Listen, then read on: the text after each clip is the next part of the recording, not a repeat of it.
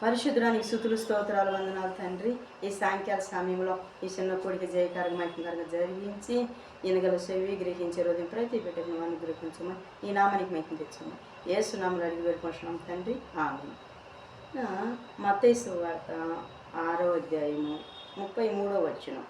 మత్తయి సువార్త 6వ అధ్యాయం 33వ వచనం. ఇక్కడ మొదట నా నీతి నా రాజ్యమును ఎతుకుడి అని తండ్రి సెలవిస్తున్నాడు. గనక ఆ యొక్క దేవాతి దేవుడు, ఆ రాజ్యాతి రాజు నా యొక్క రాజ్యాన్ని నా నీతిని మీరు ఎతుకుడి, మీకు ఏమి కావాలో నేను అనుగ్రహిస్తాను అని తండ్రి సెలవిస్తున్నాడు. గనక ఆ యొక్క రాజ్యాతి రాజు, ఆ దేవాతి దేవుడు గనక ఆ యొక్క మొదట నా నీతి నా రాజ్యం ఎత్తుకుడి అంటున్నాడు. గనక ఈ రోజుల్లో అయితే దేవుని నీతి దేవుని రాజ్యాన్ని పక్కన పెట్టేసి చెత్త చెదారాన్ని పోగు చేసుకుంటూ వాటి వైపే వాళ్ళ మనస్సు, వాళ్ళ ఆలోచన, వాళ్ళ తలంపులు వాళ్ళు ఆ యొక్క ఆ చెత్త చెదారం వైపే చూసి ఆనందిస్తున్నారు. గనక దేవుడైతే నా నీతిని నా రాజ్యాన్ని ఎతుకుడి అని దేవుడు సెలవిస్తున్నాడు. గనక ఈ రోజుల్లో ఫోన్ ఒక్కసాట, బైబుల్ ఒక్కసాట, ఫోను బైబులు ఒకే చోట పెట్టి మీకు ఏది కావాలో కోరుకోండి అంటే మాకు బైబుల్ వద్దు కానీ ఫోనే కావాలని ప్రజలు అంటున్నారు. గనక దేవాతి దేవుడైతే నేను మీకు శ్రేష్టమైనది అనుగ్రహిస్తాను, పరిశుద్ధమైంది అనుగ్రహిస్తాను, నీతిగా మీరు జీవించటానికి నీతి మార్గంలోనే మిమ్మల్ని నడిపిస్తాను అని ఆ తండ్రి సెలవిస్తున్నాడు. గనక మనమైతే ఈ లోకాశ, నేత్రాశ, జీవడంబాల వైపు మనము మన ఆలోచన, మన హృదయము, మన మనస్సు ఆ వాటి వైపే ఉన్నది. గనక అది కరెక్ట్ కాదని ఆ దేవాది దేవుడు సెలవిస్తున్నాడు. గనక నా ప్రియ సహోదరి, నా ప్రియ సహోదరుడా, మీరు క్రీస్తు అనే బండ మీద కట్టబడాలి. ఆ యొక్క మీ ఇల్లు క్రీస్తు అనే బండ మీద కట్టబడినప్పుడే మీరు ఆ దేవుళ్ళో స్థిరంగా, బలంగా, బహునీతిగా ఉంటారని దేవాతి దేవుడు సెలవిస్తున్నాడు. గనక నా ప్రియ సహోదరి, నా ప్రియ సహోదరుడా, దేవుడు ఏమంటున్నాడంటే మీరు నాలో స్థిరంగా ఉండాలి, స్టాండర్డ్గా ఉండాలి, మీరు నన్ను ఎంబడించాలి, నా నీతి మార్గంలో నడుచుకోవాలి, యథార్థమైన మార్గం నడుచుకోవాలి. అప్పుడు నా నిజమైన నా కుమార్తెగా, కుమారులుగా, నా కుమార్తెలుగా మీరు ఉంటారని ఆ దేవాతి దేవుడు, ఆ రాజ్యాతి రాజు సెలవిస్తున్నాడు. గనక మనము ఈ లోకములో సగము, దేవుళ్ళో సగం ఉంటే అది కరెక్ట్ కాదు, అది చాలా అపవిత్రమైంది, అది చాలా ఆ దేవునికి దూరంగా ఉంటాము. గనక మనము చాలా శ్రేష్ఠులైన బిడ్డలుగా, ఎంతో నీతిమంతులుగా మనం తీర్చబడాలని ఆ దేవాతి దేవుడు కోరుకుంటున్నాడు. మనము ఆ క్రీస్తు అనే బండ మీద మన ఇల్లు కట్టబడాలి. ఇసుక మీద కడితే మన ఇల్లు కూలిపోతుంది. గనక బండ మీదనే పునాది, బండ మీదనే ఆ పునాది మీద మన ఇల్లు కట్టబడాలి. గనక మనం ఎప్పుడైతే ఆ యొక్క ఆ దేవుళ్ళో మనం ఉంటామో అప్పుడే మనము బండ మీద కట్టబడిన ఇల్లులాగా స్టాండర్డ్గా మనం ఉంటాం. దేవుడు కూడా అదే కోరుకుంటున్నాడు. ఆ యొక్క ఆ కాలములో యెహోషువ, కాలేబు ఆ యొక్క యుద్ధము చేసే సమయంలో యెహోషువ సూర్యుడాగిపో, చంద్రుడా నిలిచిపో అని చెప్పి ఆ తండ్రిని వేడుకున్నప్పుడు వెంటనే సూర్యుడు ఆగిపోయాడు, చంద్రుడు నిలిచిపోయాడు.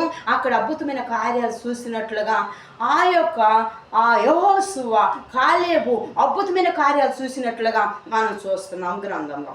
గనక నిన్న నేడు ఏకరీతిగా ఉన్న దేవుడు గనక మనలో కూడా అటు కార్యం చేయటానికి సిద్ధంగా ఉన్నాడు. గనక మనము ఆ యొక్క తండ్రి నీతి మార్గంలో నడుచుకున్న ఎడ్ల, ఆ తండ్రి యందు భయభక్తులు కలిగి ఉన్న ఎడ్ల, ఆ తండ్రి మార్గంలో మనం కొనసాగిన ఎడ్ల మనం కూడా అద్భుతమైన కార్యాలు చూస్తామని తండ్రి సెలవిస్తున్నాడు.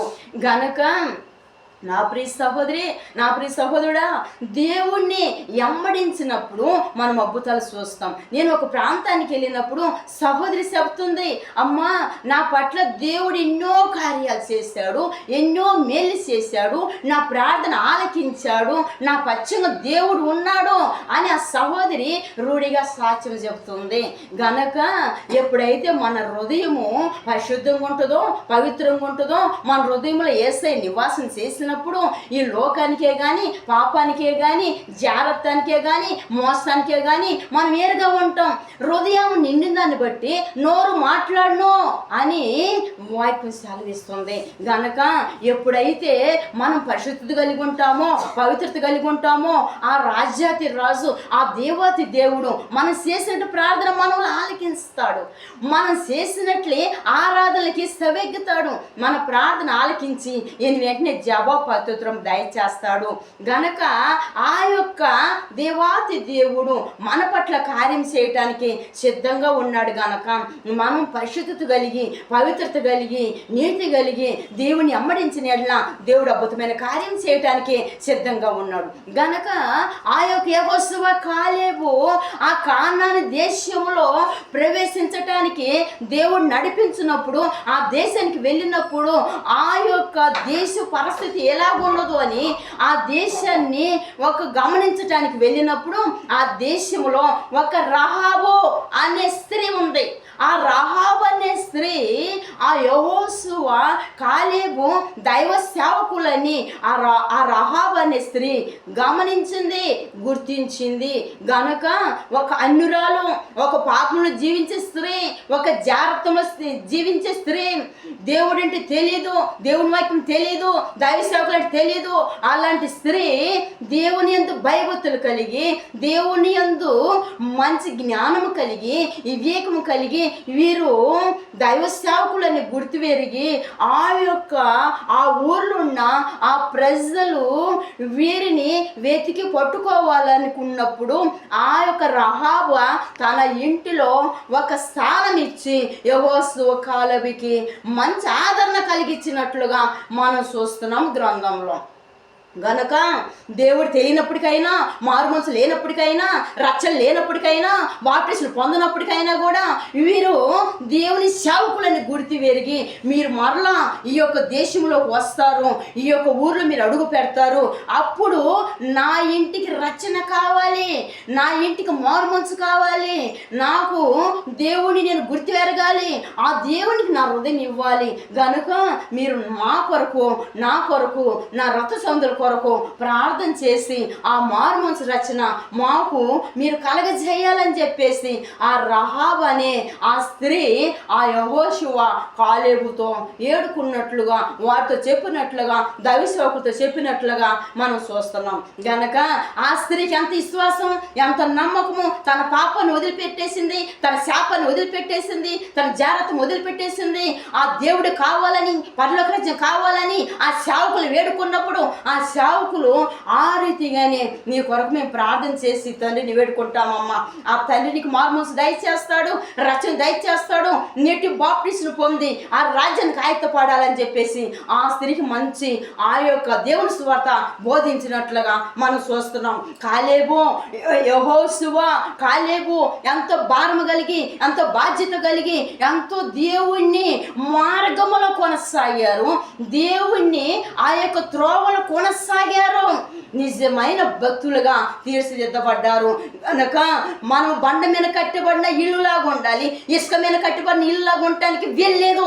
మనం దేవుని యందు భయభక్తులు కలిగి, దేవుని యందు నీతి కలిగి, దేవుని యందు యథార్థత కలిగి, దేవుని ముఖముఖ చూసేలాగా, దేవుని స్వరం వినేలాగా, దేవుని పాదాలు పట్టుకునేలాగా మనం ఉండాలని ఈ రాత్రికాల సమయంలో దేవుడు కోరుకుంటున్నాడు.